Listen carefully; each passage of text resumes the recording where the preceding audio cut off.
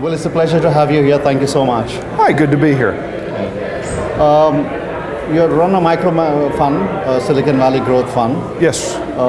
Let's talk about where you focus, what kind of startups you look for. So we tend to focus on any company that's very marketing driven. My background is I built the largest dating site in the 90s. And so anything that marketing can make a difference. Plus, we find that if we have a portfolio of marketing channels working really well for one company, many times it'll work well for other companies in the portfolio. Okay. So when you go out, because Silicon Valley is mostly focused on technology, yes, not so much on marketing. Yes. Do you go out beyond Silicon Valley, places like New York, London, Chicago? So one of my favorite companies that we've invested in is Borrow My Doggy out of the UK. And it's a network for putting together pet owners with people who want a pet in their life but can't have it full time, and she's crushing it. You know, it's very interesting to look at your career. Match.com, one of the biggest names on the web in the 90s, you co-founded that. But if you look at the current landscape, there is still a need for those kind of services, not exactly in that particular domain, but in terms of matchmaking of various market, entrepreneurs to funders, or etc. So why not another one when there's so much opportunity?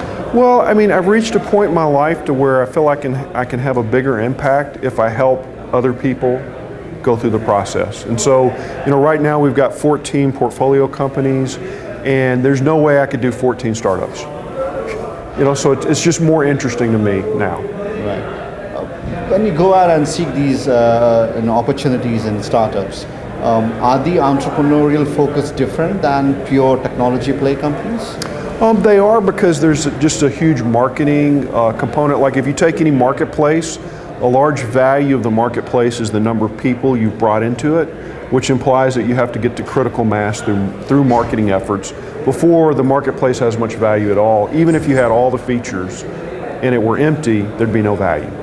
So the value add to go with you is not just the money portion of it, but the expertise and the broad experience you bring and the connectivity to the entrepreneur.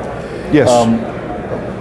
When you go beyond the show, like you said, you went to this company in the UK, the culture, the value system is different than Silicon Valley.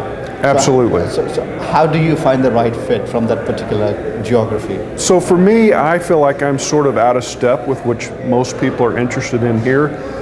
We were very marketing driven. The Valley tends to value things that are more technology driven. And so even in the Valley, I just look for opportunities that maybe my expertise can apply to, but are overlooked by many of the other players. But interestingly, there is a lot of value for the kind of work that you're trying to do with startups outside of Valley.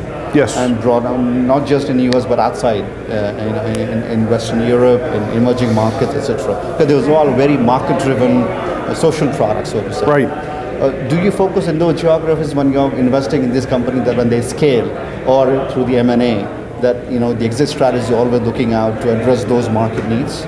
We're starting to. So we've also created a thing called Tradecraft, which is a boot camp for training marketing specialists, and we'll be opening one in New York toward the end of this year, and then one in London the year after, next year. And what we're hoping is that'll give us deep talent in each of the interesting markets that we think startups are thriving in. So I think funds like yours and the experience like yours are very helpful for youngsters who are majoring in liberal arts, marketing, and social media. Right. What is your advice for them, those who don't have pure technology background? Well, to not be afraid of the technology, to learn as much as you can. I mean, when I started the dating site, I didn't know how to program.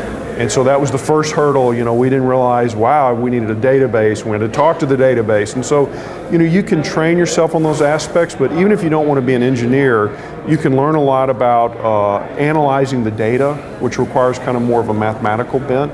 But even building a brand, is about, learning about how to present and position the product in the marketplace. And all those things add tremendous value on top of just the technology.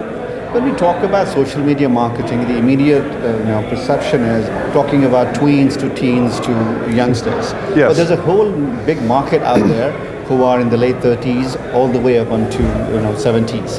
That is the market that is getting in tune with online marketing.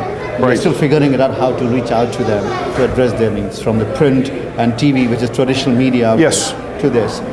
How do you address these challenges? So I think it's not an either or. I mean, if you look at Match, when the two companies were brought together, it was $20 million in revenue. They took that to radio and television and grew it to $400 million. So it's one of those things where you can get your initial mass through online digital marketing, but then go offline if you have something that has a broad enough appeal and really build a big company. So Match.com was the right company for the 90s. What do you see in the next 2-3 years that should be the right market segment?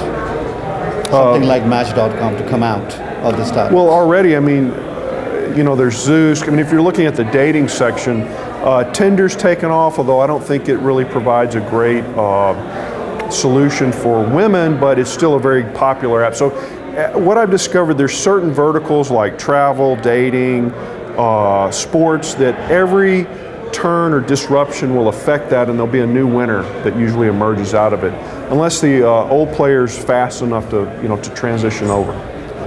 Well, thank you so much for sharing your thoughts. I appreciate your time once again. Thank you.